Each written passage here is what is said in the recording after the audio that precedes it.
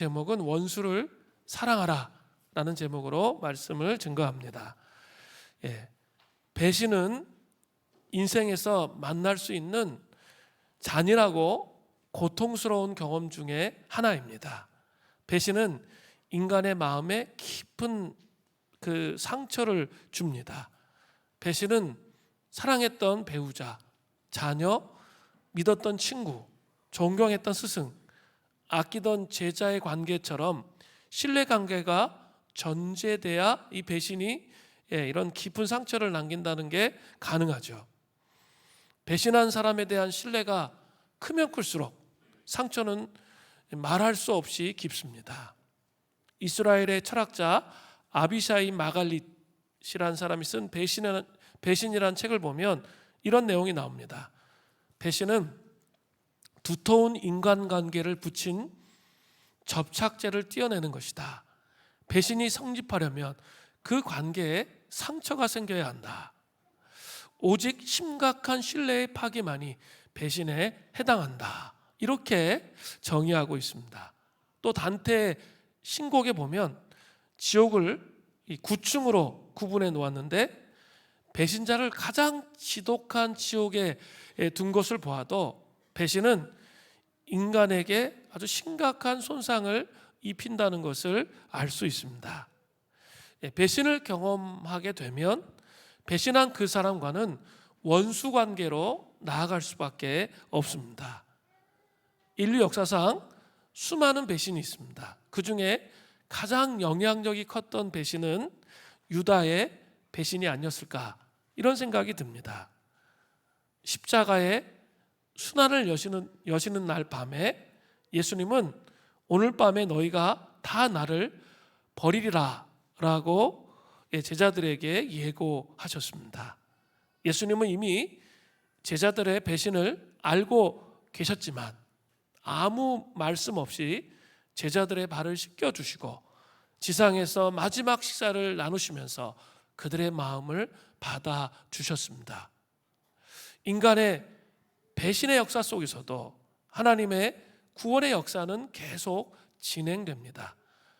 사랑했던 제자들로부터 배신과 거절을 당한 예수님은 자신을 배신하고 거부하는 이들을 위해서 목숨까지 내어주시면서 자신의 품으로 우리를 다시 불러들이십니다.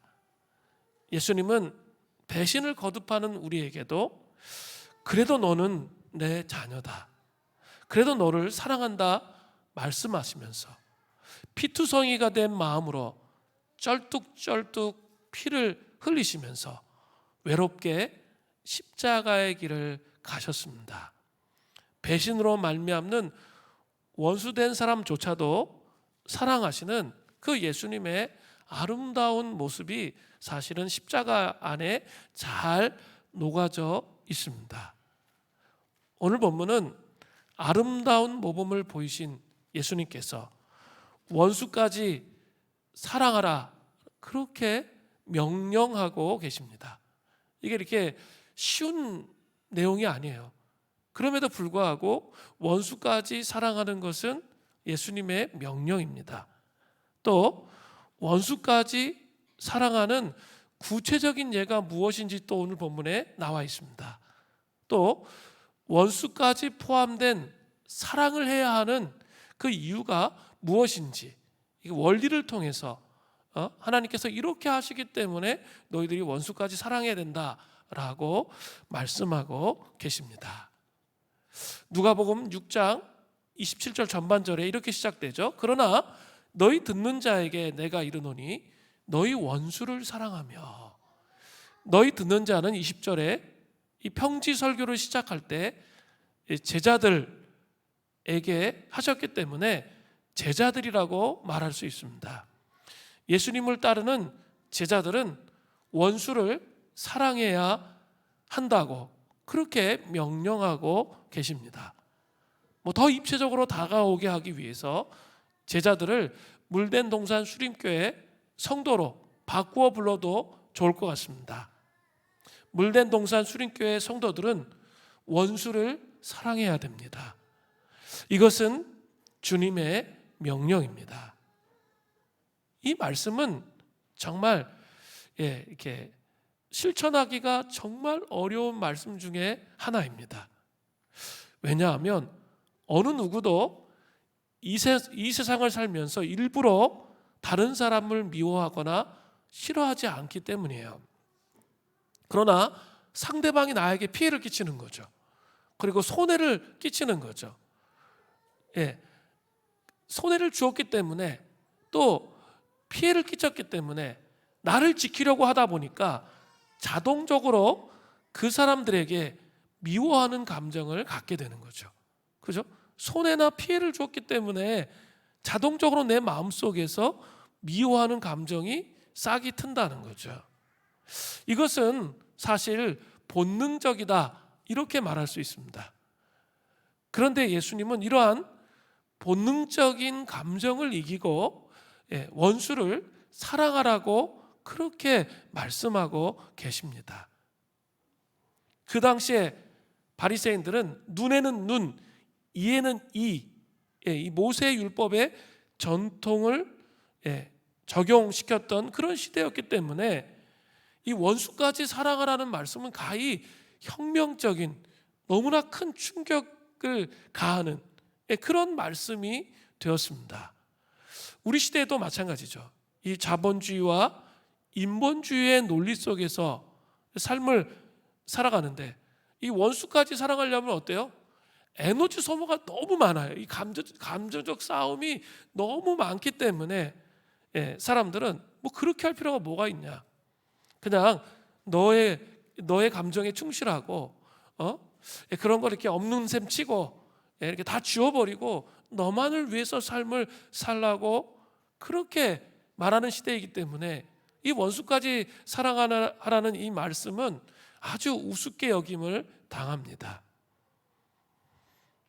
이 말씀 뒤에 따라오는 27절 후반절부터 28절까지는 원수를 사랑하라에 대한 설명적인 성격이 강해요. 그래서 이렇게 돼 있죠. 누가복음 6장 27절 후반절부터 28절에 너희를 미워하는 자를 어떻게 하라고요?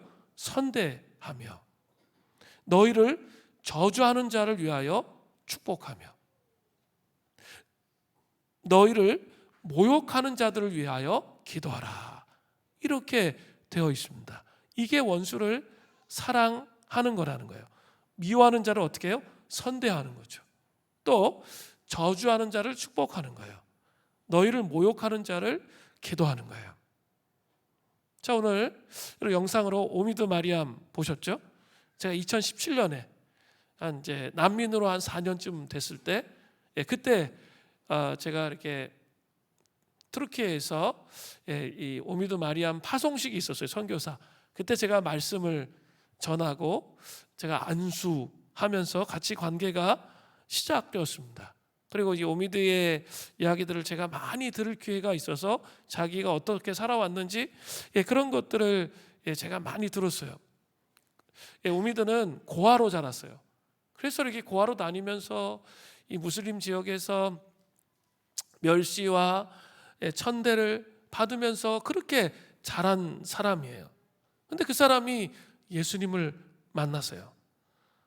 보통 그러한 사람이라면 어때요? 아니, 너무나 힘들게 어렵게 멸시천대 받았으면 무슬림 사람들 거들떠 보지도 않고 싶은 게 너무나 당연해요. 그러나 지난 6년 동안 제가 아프간 교회가 100명까지 간 교회는 없었어요. 지구 역사상 100명 이상, 100명의 정도의 사람들이 함께 모여서 예배드렸던 그런 공동체를 세웠어요. 그러니까 아프간 교회 역사상 초대형 교회. 저는 한 번도 아프간 사람들이 예수 믿는 거 본 적이 없었다가 그때 다 봤거든요. 너무 많은 사람들을 봐가지고 이게 막 꿈인가 생신가 막 이렇게 생각이 들었어요. 그러면서 이렇게 6년간 난민 선교사로서의 삶을 살아온 거죠. 그리고 이렇게 우리 줌으로 우리 장로님들하고 선교위원들하고 이렇게 같이 이렇게 통화하고 교제했는데 감사의 눈물을 흘리면서 이렇게 그렇게 하는 그 모습을 볼 때 그게 바로 원수까지 사랑하는 그런 모습이 아닐까, 이런 생각을 해보게 되었습니다. 또 우리 1907 교회 우리 김성근 목사님, 제가 이제 교제한 지 좀 꽤 시간이 지나가고 있는데 우리 이제 기근헌금으로 우리 헌금을 했잖아요. 참 큰 액수의 헌금을 3개월 동안 우리가 모은 것 같아요. 드리면서 제가 이렇게 10년 전에 알았던 이 북한의 상황을 지금 이렇게 업데이트하고 왔어요. 이렇게 나중에 제가 개인적으로 좀 말씀드리면 좋겠는데 전혀 다른 방식으로 북한 선교의 패러다임이 열려가고 있다는 것을 다시 한번 좀 이해하고 인식할 수 있게 됐어요. 저의 패러다임은 10년 전에, 10몇 년 전에 압록강, 두만강 유역에 갔던 거, 그 패러다임 속에 딱 갇혀 있었는데 정말 최근에 어떤 동향과 어떻게 주님께서 일하고 계신지 이렇게 좀 더 알게 되었습니다. 근데 제가 그분을 또 알거든요. 그분이 이렇게 북한에서 탈북했다가 이렇게 탈북했다가 연변 쪽에서 예수님 믿고 다시 선교사로 들어갔다가 복음 전하다가 또 상황이 또 이렇게 좁혀오니까 다시 또 탈북한, 이런 경력이 있으신 분이에요. 이런 생각을 해봤어요. 북한에서 정말 징글징글하고 지긋지긋하게 고통당하고 어려움 당했는데, 그렇다면 저 같으면 북한을 쳐다보기도 싫을 것 같아요. 그런데 이렇게 같이 나눔을 하잖아요. 북한 선교에 대한 얘기를 하면 눈빛이 살아나. 그리고 이렇게 간이식 수술을 해가지고 건강이 별로 안 좋거든요. 근데 눈빛이 살아나고 말이 이렇게 가는 거예요. 그리고 살아있는 것 같은 그런 느낌이 들거든요. 그 수많은 고통과 어려움을 당했는데 어떻게 이럴 수 있을까 생각해 보니까 그것이 복음의 능력이구나. 원수까지 사랑하는 복음의 능력. 그 미움의 고통이 복음의 신비 안에서 영혼을 깊이 섬기고 사랑하는 그런 자리까지 가는 그런 능력이라는 생각을 해보게 되었습니다. 이러한 모습들은 복음의 본질이 무엇인지 이해하고 원수까지 사랑하는 마음을 가진 자의 모습이라고 할 수 있습니다. 예수님이 이제 원수를 사랑하라고 말씀하시고 나서 원수 사랑의 구체적인 모습을 보여주고 계세요. 누가복음 6장 29절 전반절에 보세요. 너의 이 뺨을 치는 자에게 저 뺨을 돌려대며, 뺨은 헬라어로 시아곤이라고 하는데 이 턱을 말하는 거예요. 턱. 이것은 턱에 갑자기 그냥 지나가고 있는데 턱에 그냥 한 대의 일격을 가하는 상태 있죠. 그런 상태를 의미하는 거죠. 신체적으로 모욕을 당하는 상태, 이걸 의미합니다. 자, 이러한 행동을 당하면 본능적으로 일단 우리가 일격을 한번 가하면서 10배, 20배를 때릴 거예요. 그게 분명해요. 그러나 예수님은 다른 선택사항을 우리에게 제시하고 계신 거예요. 나는 복수를 원하지 않는다. 실제로 필요하다면 한 대 더 맞을 각오가 되어 있다라고 말씀하시는 거죠. 이것은 한 대를 더 맞겠다는 의미가 아니라 상대를 용서하는 태도를 견지하겠다는 의미예요. 또 누가복음 6장 29절 후반절을 보세요. 내 겉옷을 빼앗는 자에게 속옷도 거절하지 말라. 겉옷은 일교차가 심한 이 팔레스타인 지역에서 생필품이에요. 그리고 밤에 덮고 자는 이불입니다. 아니, 밤에 추운데 이불이 없어. 얼마나 그게 불편하고 잠을 못 자요. 잠을 못 자면 삶 전체가 고통스러워지잖아요. 그런 상태가 되는 거죠.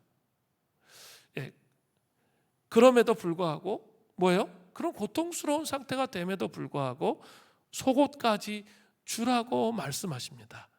이것은 원수를 사랑하라고 말씀하시는 거죠. 원수를 사랑하는 것을 좀 떠나서 그냥 사랑하는 것조차, 이 사랑하는 것조차 어떤 의미인지에 대해서 우리가 좀 개념을 새롭게 해야 할 필요가 있습니다. 이 C.S. 루이스는 사랑에 대해서 이런 정의와 개념을 설명했는데 상당히 공감이 갔습니다. C.S. 루이스는 이렇게 말했어요. 사랑하는 일은 약해지는 일입니다. 사랑하는 일은 약해지는 거예요. 뭐든 사랑하려면 마음이 괴롭고 심하면 찢어질 각오를 해야 돼요. 그죠? 우리 자녀를 사랑하려면 마음이 괴롭고 심하면 찢어질 각오를 해야만 돼요.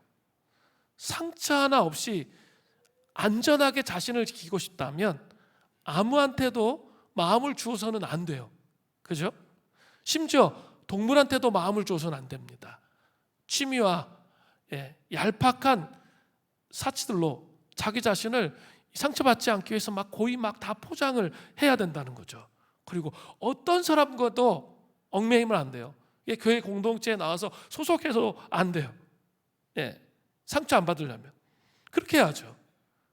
그저 마음을 이기주의관에 넣고 꼭 그냥 잠궈버리십시오. 하지만 안전하고 어둡고 아무 움직임도 없고 공기도 통하지 않는 그 관 안에서 마음이 변하는 거죠. 내가 상처받기 쉽지 않아가지고 꽉 다 자기만을 위한 세계를 구축했는데 그 마음이 변한다는 거예요. 상처를 입지는 않지만 부수고 뚫어서 바로잡을 수 없게 단단하게 마음이 굳어버린다는 거죠. 마음에 할례를 행해야 돼요. 마음이 굳어버린다는 거죠. 아주 굳은 마음, 완고한 마음으로 삶을 산다는 거죠. 사랑하는 것은 그렇기 때문에 약해지는 일입니다. 상처받을 수 있어요. 그런데 과거에 상처받은 것은 어때요? 트라우마로 남죠. 그러나 예수님 앞에서 그 상처를 처리하는 법을 배우면 절대로 트라우마로 남지 않습니다. 그 상처는 영광의 상처가 되는 거예요. 예수님은 상처를 안 받으신 분이 아니라 상처를 극복하신 분이에요. 그래서 이렇게 예수님의 마음을 열어보면 상처기가 엄청나게 많이 나 계실 거예요. 우리를 그런 사람의 삶으로 초청하시는 거예요. 그죠? 그게 사랑이에요. 사랑은 강해지는 게 아니라 약해지는 거죠. 천국 외의 모든 위험과 변화로부터 완벽히 안전한 곳은 오직 지옥뿐입니다. 그죠? 모든 위험과 변화로부터 완벽하게 안전한 것은 완전히 굳어지고 썩어지게 냄새나게 하고 굳어지게 하는 오직 지옥뿐이라는 거예요. 여러분 기억하셔야 돼요. 원수를 사랑하기 위해서 전진해야 됩니다. 그러면 그분의 풍성한 사랑을 더 깊이 경험할 수 있게 된다는 거예요. 또 다른 원수 사랑의 구체적인 예는 누가복음 6장 30절부터 31절에 언급되어 있습니다. 내게 구하는 자에게 주며 내 것을 가져가는 자에게 다시 달라 하지 말며 남에게 대접을 받고자 하는 대로 너희도 남을 대접하라는 거예요. 이거 황금줄이라고 그러죠. 성경 안에 아주 유명한 구절이죠. 네가 남에게 대접받고 싶은데 그대로 다른 사람을 대접하라는 거죠. 훨씬 더 적극적이에요. 원수를 그렇게 사랑해야 된다는 거예요. 자, 원수까지 포함된 사랑은 도저히 지금까지 내용을 볼 때 이것은 인간의 힘으로 불가능한 거예요. 할 수가 없어요.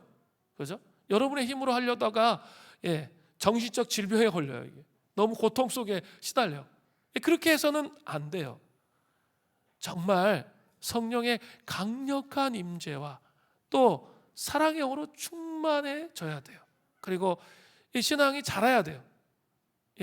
말씀과 기도를 통해서 이렇게 장성한 분량까지 신앙이 자라가야지 돼요. 또 오늘 본문에 하나님께서 주시는 이 원리를 가슴속에 새겨야 돼요. 원수까지 사랑하는 장성한 분량까지 가려면 이런 마음속의 원리를 가슴속에 새기지 않으면 절대로 그것이 불가능해요. 오늘 4가지로 말씀하고 있어요. 이 원리대로 삶을 살 때 또 성령에 충만해서 하나님의 영으로 충만해질 때 우리 원수를 사랑할 수 있는 이 길을 갈 수 있게 되는 거예요. 첫 번째는 보응의 원리입니다. 누가복음 6장 37절부터 38절을 보세요. 비판하지 말라. 그리하면 너희가 비판을 받지 않을 것이요. 정죄하지 말라. 그리하면 너희가 정죄를 받지 않을 것이요. 용서하라. 그리하면 너희가 용서를 받을 것이요. 자, 37절 38절에서 하지 말라는 게 두 개가 나와요. 그것은 뭡니까? 비판과 정죄예요. 비판과 정죄는 악한 자들의 표식이지 결코 성도의 표식이 아니라는 거예요. 그렇기 때문에 하지 말라고 말씀하십니다. 원수를 사랑하려면 1단계가 뭐예요? 먼저 정죄와 판단을 버려야 된다는 거죠. 이것들을 하지 않으면 나도 정죄와 판단을 받지 않게 되는 것이죠. 여기서는 이 건강한 판단과 분별력, 그것까지 다 없애라, 이렇게 말씀하시는 게 결코 아닙니다. 그것보다는 비판하고 정죄하면서 내 마음의 중심 속에 내가 하나님이 되어서 사람들을 심판하는 것을 의미하는 거예요. 사람들을 파괴하는 것을 의미하는 거예요. 그죠? 건설적인 비판은 그렇지 않습니다. 마음에 그렇게 반응하지 않습니다. 그런데 이렇게 내가 사람들에 대해서 막 싫고 또 이렇게 원망하는 마음들이 있으면 어떻게 해요? 내가 하나님이 되는 거죠. 그래서 사람들을 다 판단하는 거죠. 앉아서 다 판단하는 거야, 다. 그리고 사람들을 파괴하게 되는 것이죠. 문제가 뭡니까? 심판의 주권을 하나님께 드리지 못하는 것을 말하는 거예요. 로마서 14장 10절부터 12절을 보세요. 내가 어찌하여 내 형제를 비판하느냐? 어찌하여 내 형제를 업신여기느냐? 우리가 다 하나님의 심판대 앞에 서리라. 기록되었을 때 주께서 이르시되 내가 살았노니 모든 무릎이 내게 꿇을 것이요 모든 혀가 하나님께 자백하리라 하였느니라. 이러므로 우리 각 사람이 자기 일을 하나님께 직고하리라. 심판대 앞에 우리가 다 서게 될 거예요. 그런데 우리가 사람들을 평상시에 우리 형제자매들을 판단하고 비판하고 정죄하는 게 그냥 본능이야. 그냥 인격 안으로 딱 들어와 있어. 그러면 그 심판의 현장에서 똑같은 수준의 비판과 판단을 받게 될 거라는 것이죠. 그러니까 비판하지 말아야 비판을 받지 않게 되는 겁니다.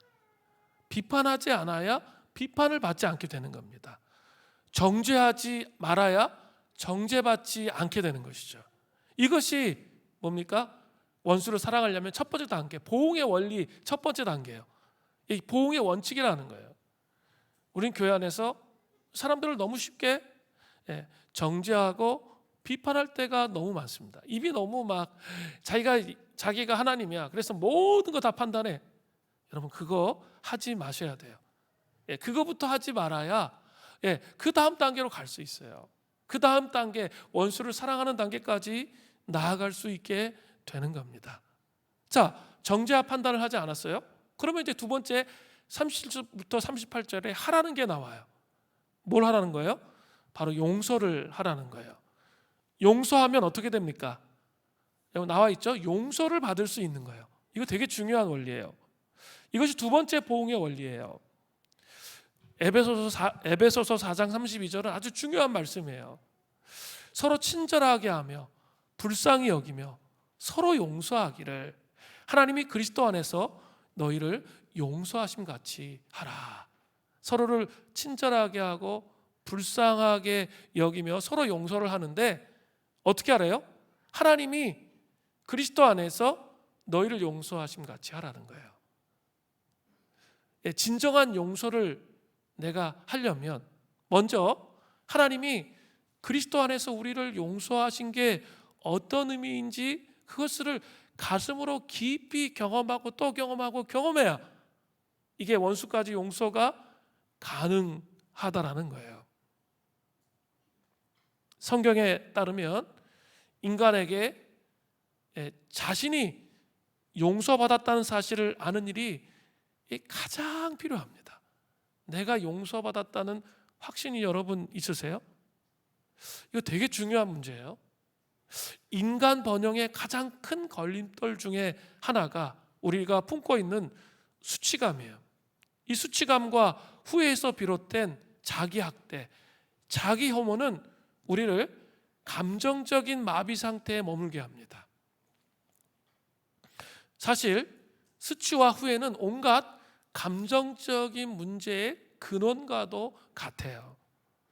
자신이 용서받았다는 사실을 영혼 깊이 믿는 사람들이 세상 가운데 점점 많아진다고 한번 상상해 보십시오. 예수님의 십자가 안에서 하나님이 과거와 현재와 미래의 모든 죄를 용서해 주셨다는 사실은 참으로 복된 소식입니다. 이것이 존재 중심에까지 들어올 때, 내가 용납됐구나, 내가 용서받았구나, 이 사실이 존재 중심까지 들어오면 변화의 삶을 살 수 있어요. 그리고 세상의 변화의 희망이 거기에 있게 되는 것입니다.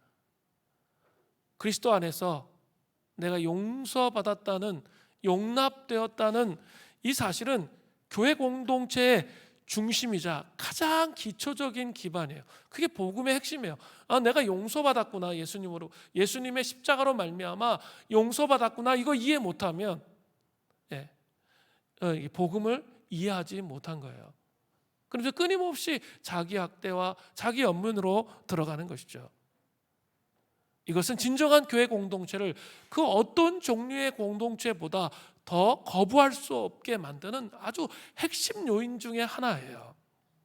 진정한 교회 공동체는 우리 모두가 연약하고 망가진 죄인이며 오직 신실하신 구주 예수 그리스도의 십자가만을 통해서 소망이 있게 되었다는 이 진리를 믿는 거예요. 우리가 한 사람, 어떤 사람도, 이곳에 있는 어떤 사람도 자기 힘으로 의로울 수 있는 사람이 없어요. 어떤 자기 행위로 하나님 앞에 도달할 수 있는 사람이 없어요. 우리의 내면을 열어보면 이렇게 문제가 너무 많아요. 저 자신을 봐도 문제가 너무 많거든요.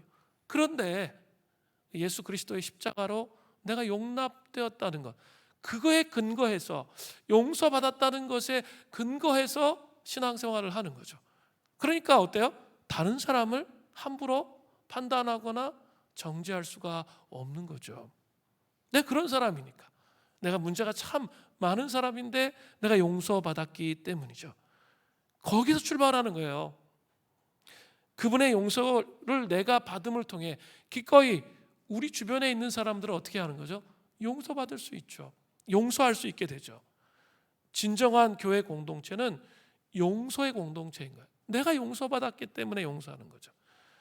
용서받음에 확신이 필요한 거예요. 가장 중요한 것은 내가 그 하나님이 그리스도 안에서 너희를 용서하신 게 어떤 의미인지를 가슴속에 새기는 거예요. 또 묵상하는 거예요.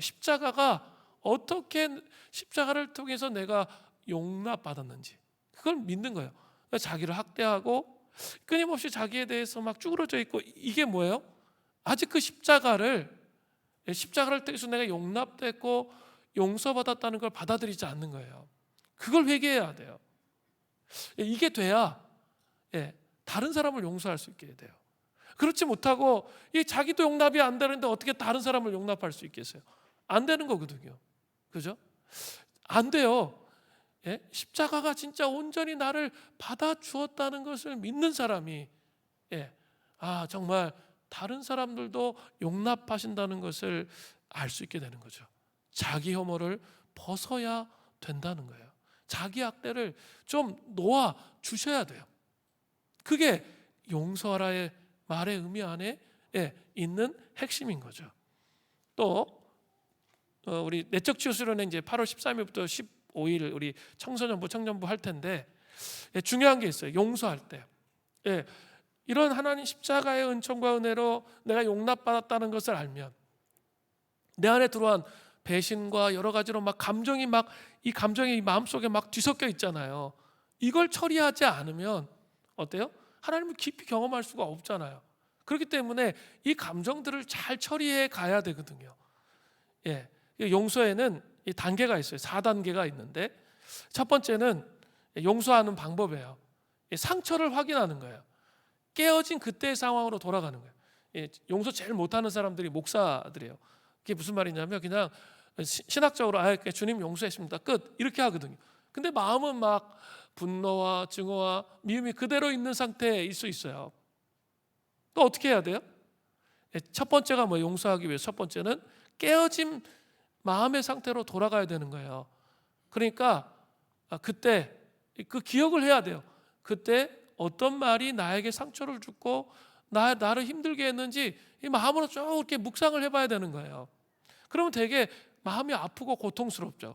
이 고통의 상태로 돌아가야 돼요. 그러면 두 번째로 이제 마음을 고백하는 거예요.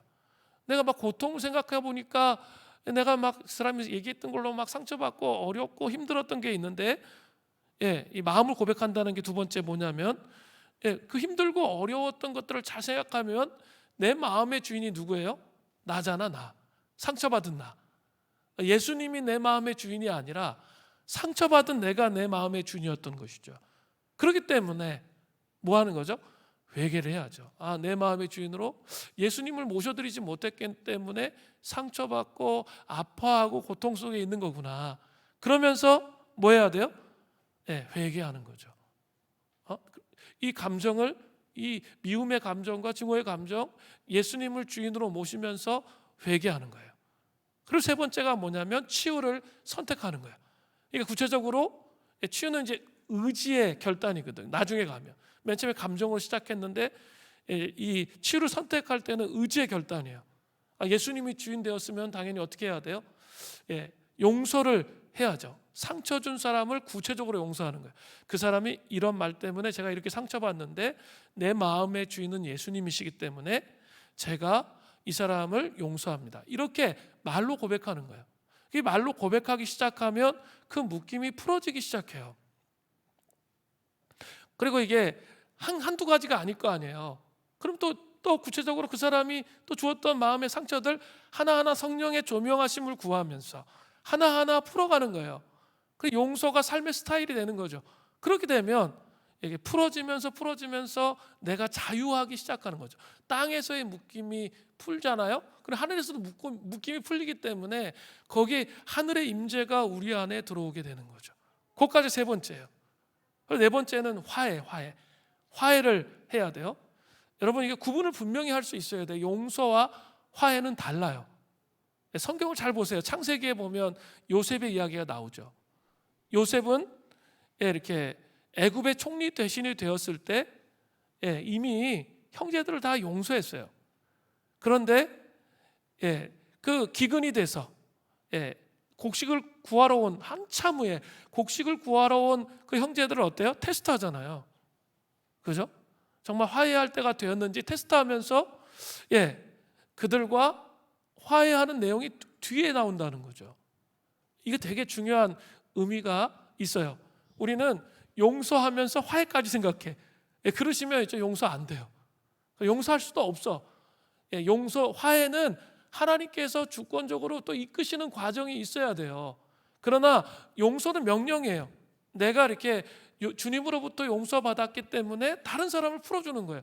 내가 하나님 앞에서 이렇게 이 사람으로 인해 미워하는 감정으로 인해서 묶이지 않기 위해서 용서하는 거거든요.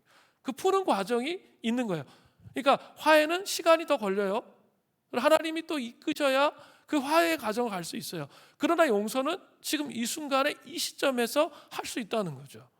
내가 예수 그리스도의 십자가를 깊이 경험하면 용서할 수 있는 거죠. 자, 이 구분을 할 수 있어야 돼요. 그 화해의 과정은 성령의 인도하심을 통해 구체적으로 갈 수 있어야 되는 거죠. 그런데 용서는 우리 쪽에서 하나님 앞에 순복하기 위해서 하는 거예요. 화해는 성령께서 이끌어 주시면서 이끌어 가면서 화해로 갈 수 있게 되는 것이죠. 이걸 좀 구분할 필요가 있어요. 그러면 어떨 수 있어요? 용서할 수는 있죠. 하나님의 사랑에 여러분 푹 빠지시기 바랍니다. 그럼 용서하지 않고는 백일 수가 없어요. 용서하지 않고는 신앙생활 자체가 안 된다니까요. 용서하는 삶을 살지 않으면 신앙생활이 되고 있다. 이건 정상적인 신앙생활이 아니에요. 분명히 용서함을 통해서만 제대로 된 신앙생활을 할 수 있게 되는 거예요. 제가 오늘 중요한 거 말씀드렸고 청년부 내적지 수련회 때 이거를 좀 하려고 해요. 이 용서를 실습을 좀 구체적으로 좀 해보려고 해요. 관심 있으시면 뭐 월요일 날이 될 것 같은데, 월요일 날 오전 용서에 대해서 함께 풀어가는 이런 과정들을 같이 경험해 보면 좋겠습니다. 자, 보응의 원리에는 두 가지 있죠. 비판과 정죄하면 안 돼요. 용서하라고 했어요. 그게 보응의 원리예요. 보응의 원리로 원수까지 포함된 사랑을 할 수 있는 원리라는 거죠. 두 번째는 더 높은 수준의 원리가 있어요. 누가복음 6장 32절부터 34절을 보세요. 너희가 만일 너희도 사랑하는 자만 사랑하면 칭찬받을 것이 무엇이냐? 죄인들도 사랑하는 자를 사랑하느니라. 너희가 만일 선대하는 자만을 선대하면 칭찬받을 것이 무엇이냐? 죄인들도 이렇게 하느니라. 너희가 받기를 바라고 사람들에게 꾸어주면 칭찬받을 것이 무엇이냐? 죄인들도 그만큼 받고자 하여 죄인들에게 꾸어주느니라. 여기 죄인들이라는 것은 불신자들, 세상 사람들이라고 말할 수 있습니다. 세상 사람들도 자신들을 사랑하는 사람을 당연히 사랑할 줄 알죠. 또 자신에게 너무 선대해줘, 조건이 없이 막 선대해주면 그 사람에게 선대를 베풀 줄 안다는 거예요. 또 받기를 바라고 사람들에게 꾸어주는 것, 그건 세상 사람들이 다 하잖아요. 은행이 그런 거잖아요. 받기를 바라고 꾸어주는 거잖아요. 그렇게 다 할 수 있다는 거예요. 그러나 우리 주님은 더 높은 수준의 삶을 살기를 원하세요. 그런데 이것은 단지 겉으로 그냥 율법을 지키는 삶과는 다른 더 높은 수준의 인격적 관계 안에서의 삶이에요. 이게 중요해요. 율법을 지키는 수준의 삶이 아니라 인격적 관계 안에 더 높은 수준의 삶을 우리에게 요구하신다는 거예요. 근데 우리는 자꾸 착각을 해가지고 율법적 수준을 지키는 삶을 그게 전부인 줄 알아요. 그게 아니라는 거예요. 그럼 더 높은 수준의 삶을 살 수가 없어요. 그 인격적 관계 안에서의 삶을 사는 거예요.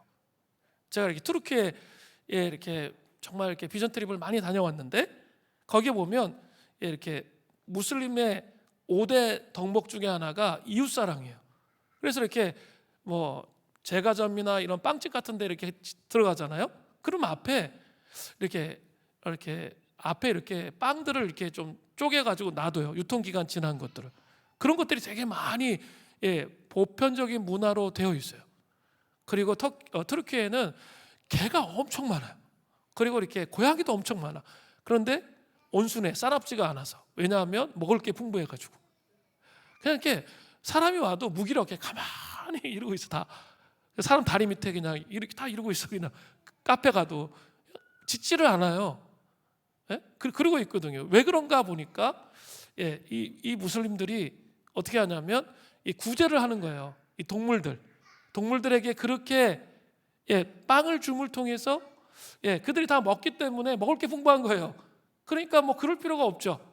그리고 가난한 사람들도 그 유통기한 지난 거 그거 가져가도록 그렇게 해요. 무슬림들은 하루에 5번 기도합니다. 우리의 기도의 시간과 비교가 안 돼. 비교가 율법적으로 하면 잽이 안 된다고요. 우리가 또 그리스도인보다 인간적으로, 여러분 주변에 직장 생활하면 그리스도인보다 못한 사람 훨씬 많고 그리스도인보다 인간적으로 매력적인 사람들 많죠. 그런 생각 안 드세요? 아, 저 사람은 정말 매력적이다, 이런 생각이 들 때 있잖아요. 그런 사람들도 있습니다. 그러나 중요한 게 있어요. 그리스도인의 삶은 이 정도 수준의 삶이 아니에요. 이걸 착각하면 안 돼요.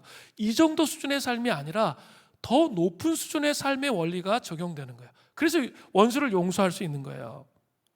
그리스도로 말미암아, 하나님의 넘치는 사랑으로 말미암아 자신을 내어주는 거예요. 결정적인 순간에 그리스도의 넘치는 사랑으로 말미암아 자신을 내어주어야 할 결단의 시간이 딱 있어요. 근데 그 결단의 시간에 자기를 내어주려는 액션을 취하면 거기서부터 복음의 신비를 그때 깨닫게 되는 거예요. 복음의 신비와 능력을 그때 알게 돼요. 그렇지 않으면 몰라요.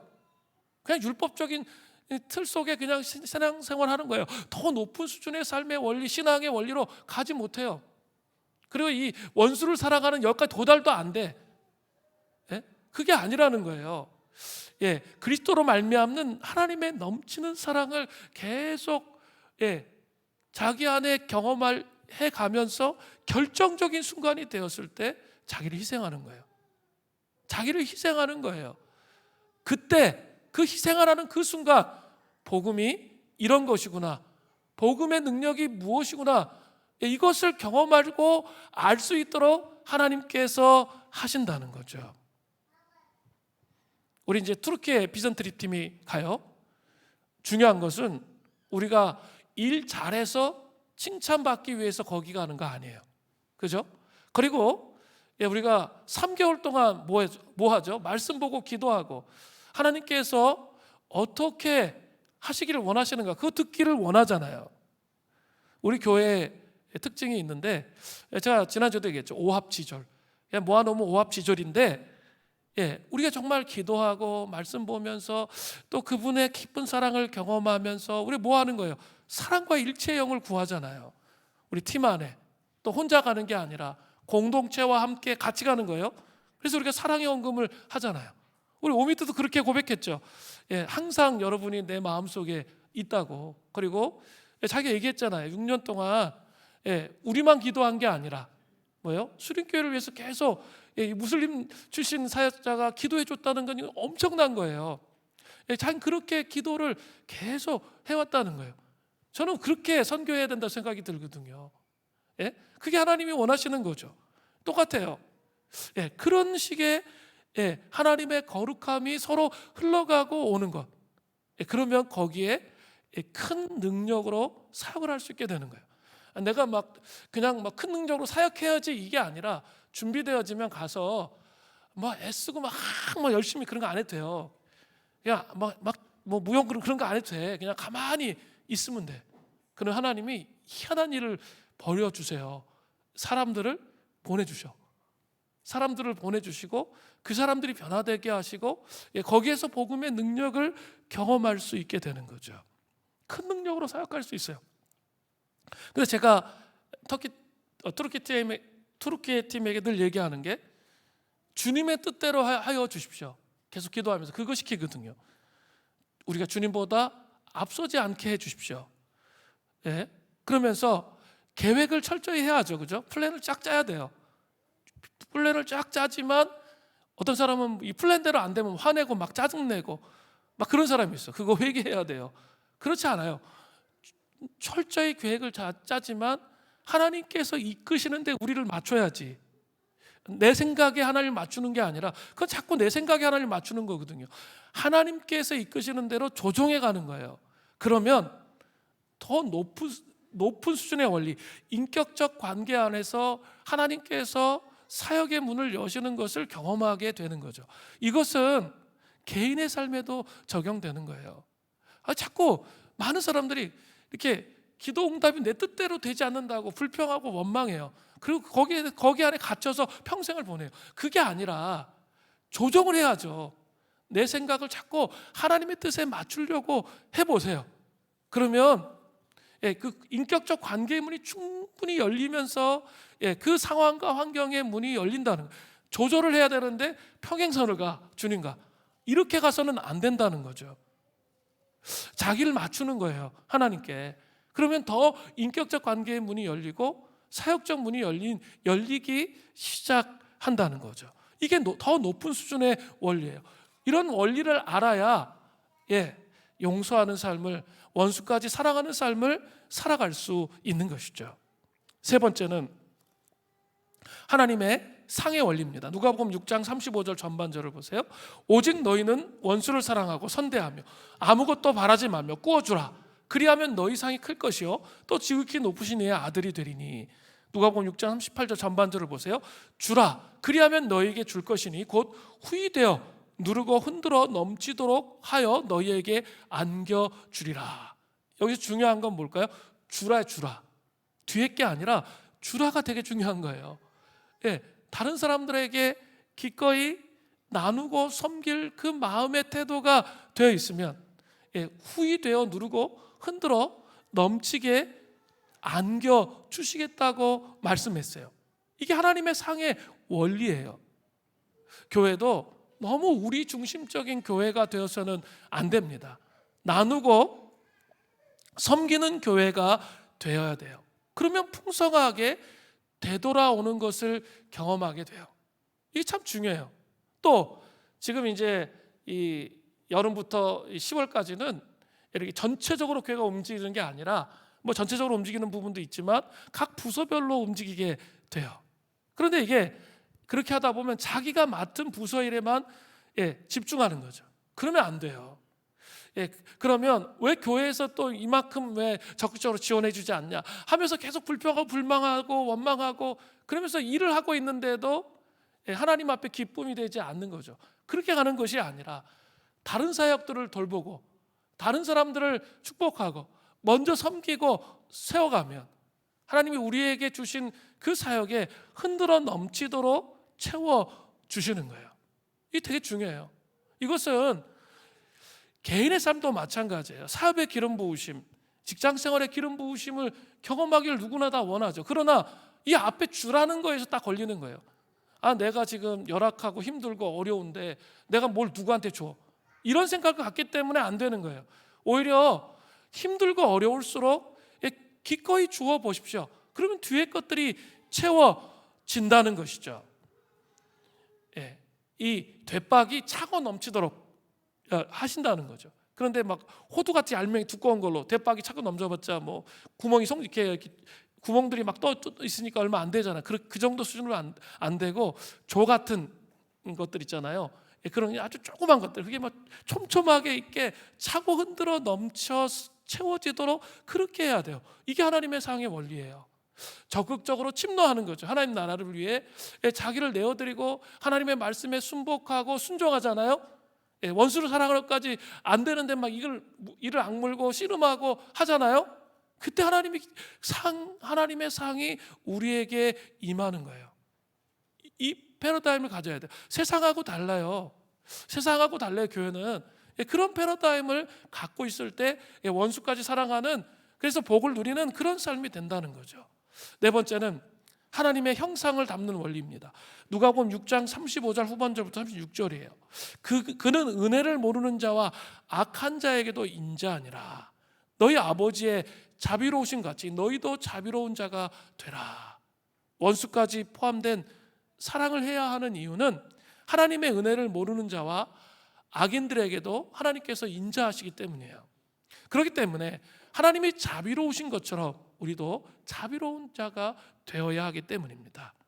우리가 이 땅에 불가능한 일을 성령의 놀라운 기름 부으심으로 원수를 사랑하면서 나아가면 결국 우리가 이 땅에서 하나님의 형상을 담게 되는 것이죠.